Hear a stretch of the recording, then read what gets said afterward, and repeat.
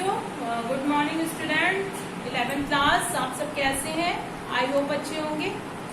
बच्चों देखिए, आज हम न्यू चैप्टर स्टार्ट कर रहे हैं और इसके पहले की वीडियो में हमने मीराबाई जी का संक्षिप्त जीवन परिचय आपको बताया था।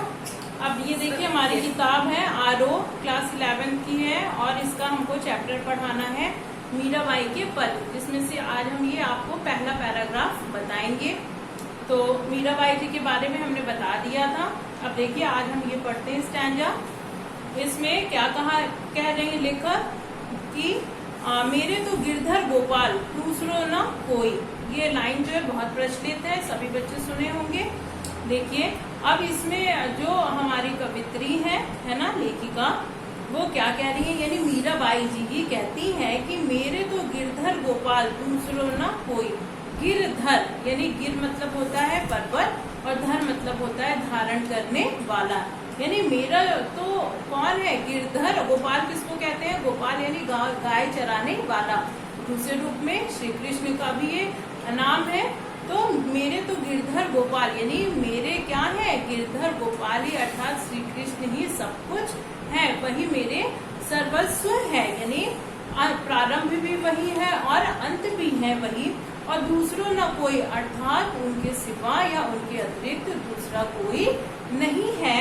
और जाके सिर मोर मुकुट मेरो पति सोई। यानी अब यहाँ पे मीराबाई जी क्या कहती हैं कि जाके सिर यानी जो मेरे पति हैं वो वही है जिनके सिर पर मोर का मुकुट शोभायमान होता है, और मेरो पति सोई, सोई मतलब वह, ऐसे मेरे पति हैं। और आप सभी जानते हैं कि श्री कृष्ण की प्रेम की दीवानी जो थी वो मीराबाई जी थी, और मीराबाई जी ने अपनी दीवानगी में मतलब क्या क्या किया, उसी चीज का यहाँ पे वर्णन है। वो स्वयं बताएंगी कि उन्होंने यहाँ पे क्या क्या किया है अपने आराध्य देव की स्तुति करने के लिए। ठीक है बच्चों, दो लाइन का अर्थ आपको समझ में आ गया। तीसरी लाइन देखिए कि छाड़ी दई कुल की कहानी कहाँ कहिए कोई। यानी छाड़ी मतलब छोड़ना, कुल मतलब जो उनका परिवार है, यानी श्री कृष्ण की प्राप्ति हेतु उन्होंने क्या किया कि छाड़ी दई कुल की कहानी यानी लोक लाज की मर्यादा को, अपना घर परिवार को उन्होंने त्याग कर दिया या परित्याग कर दिया। अपने सभी रिश्ते नातों को, संबंध को और सांसारिक मोह माया के बंधन को उन्होंने छोड़ दिया। और कहाँ करिए कोई मतलब किसी की भी बातों का प्रभाव उन्हीं पर रंच मात्र भी नहीं हुआ, अर्थात किसी कोई भी की ऐसी बात जो कि उनको प्रभावित कर सके, उनके इष्ट देव की आराधना करने में, भक्ति करने में या उनसे प्रेम करने में रोक सके, ऐसी कोई भी बाधा नहीं थी। अर्थात कहने का क्या मतलब है कि मीराबाई जी ने इन बातों पर कभी भी ध्यान ही नहीं दिया, चाहे कोई कितना भी उन्हें रोकता था। आगे देखिए बच्चों कि संतन डिग बैठी बैठी लोक लाज खोई। यानी संतों के बीच में, महान पुरुषों के बीच में, महात्माओं के बीच में वो बैठती थी और लोक लाज खोई। यानी उन्होंने वही जो बात हम फिर से यहाँ पर कहेंगे कि लोक लाज की मर्यादा को उन्होंने खो दिया। यहाँ पर क्यों ऐसा कहा गया है? क्योंकि बच्चों आप जानते हैं कि मीराबाई जो है वो राज घराने से थी, राज परिवार से थी, और पहले के समय की स्त्रियां जो है वो इस तरह के कार्य नहीं करती थी, अर्थात उनको घर से बाहर निकलना निषेध होता था और अपने पति के अलावा वो अन्य किसी के साथ उठ बैठकर कोई भी कार्य नहीं कर सकती थी। ये सब अमर्यादित माना जाता था। तो इसीलिए यहाँ पर मीराबाई जी ने क्या कहा है कि लोक लाज कोई, अर्थात मैंने ये जो लोक लाज का जो बंधन था उसको भी खो दिया, अर्थात सभी बंधनों को तोड़ दिया। आगे देखिए, असुवन जल सींची सींची प्रेम बेली बोई। बेली आप जानते हैं बेल का जो पौधा होता है तो उसकी जब सिंचाई की जाती है तो उसको पानी से सींचा जाता है।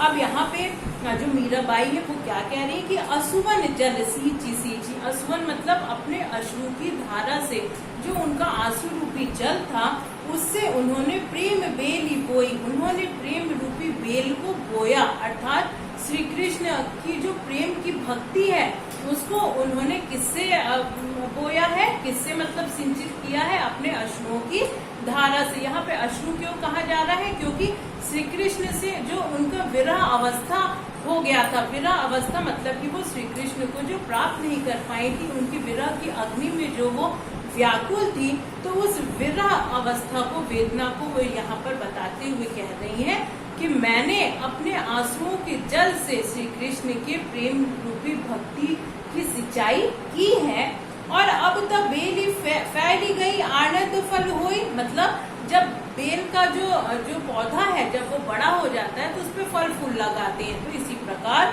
यहाँ पे मीराबाई क्या कह रही हैं कि अब तो बेल ही फैल गई, मतलब जब उनकी प्रेम रूपी भक्ति जो है वो अपनी चरम सीमा पर पहुंच गई तो आनंद फल हुई, मतलब कि जो बेल का फल जैसे कि प्राप्त हो जाता है वैसे ही श्री कृष्ण की भक्ति या उनका प्रेम मीराबाई को प्राप्त हो गया। आगे देखिए, दूध की मथनियां बड़े प्रेम से बिलोई। दूध की मथनियां, आप जानते हैं कि दूध को जो ऐसे मथते हैं तो उसमें से क्या निकलता है, घी निकलता है, मक्खन निकलता है। तो यहाँ पर मीराबाई क्या कह रही है कि बड़े प्रेम से बिलोई, यानी कि बहुत ही प्रेम से, बहुत ही तल्लीनता के साथ उन्होंने दूध में से मक्खन को अर्थात श्री कृष्ण की भक्ति को, उनके प्रेम को अलग किया, निकाला, प्राप्त किया। और दधी मथी घृत काढ़ी लियो डारी दही छोरी। डारी दही छोई मतलब कि जैसे जब आप दूध से दही निकालिए, उससे घी निकालिए तो अंत में जो उसका पानी बचता है यानी कि मट्ठा लोग छोड़ देते हैं, वैसे ही यहाँ पर मीराबाई क्या कह रही हैं कि दही दूध में से हमने घी निकाल लिया और उसका जो पानी बचा है उसको यहाँ पे इन्होंने मट्ठा या छाछ का नाम दे दिया है। फिर आगे देखिए क्या कह रहे हैं कि भगत देखी राजी हुई जगत देखी रोई। भगत मतलब कि मीराबाई जो है वो अन्य भक्तों को, यानी कि जो श्री कृष्ण की उपासना करते थे, साधना करते थे, ऐसे भक्तों को देखकर वो प्रसन्न हो जाती थी। और जगत देखी रोई मतलब कि वो इस संसार को, जग को देख करके वो क्या करती थी, रोती थी। आगे देखिए बच्चों, दासी मीरा लाल गिरधर तारो अब मोही, यानी दासी मीरा, यानी अब मीराबाई जी क्या कह रही हैं कि मैं तो श्री कृष्ण की मात्र क्या हूँ, दासी हूँ, अर्थात उनकी सेविका हूँ। तो हे गिरधर गोपाल, हे मेरे स्वामी, तारो अब मोही, अर्थात मुझे इस संसार रूपी भव सागर से अब क्या करो, तार दो। कहने का आशय ये है कि अब मैं इस सांसारिक मोह माया के बंधन से छुटकारा पाना चाहती हूँ, क्योंकि लोग जानते हैं कि ये सांसारिक मोह माया का बंधन कैसा है, नश्वर है। जो चीज आज सजीव है वो कल मिट्टी में मिल जाएगी। जिसने भी इस धरती पे जन्म लिया है उसकी मृत्यु आवश्यक है। तो इतना सब कुछ जानते हुए भी लोग क्यों नीति के मार्ग को नहीं अपना रहे हैं, लोग क्यों श्री कृष्ण की आराधना या भक्ति नहीं कर रहे हैं, इसलिए वो जगत की दशा को देख करके बहुत ज्यादा उदास होती हैं।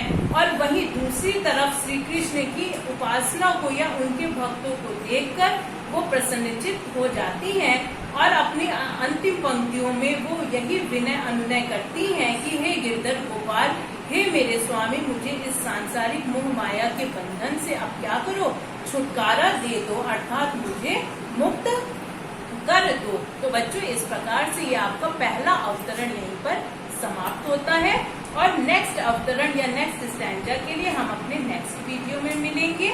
ठीक है बच्चों, तब तक के लिए थैंक यू।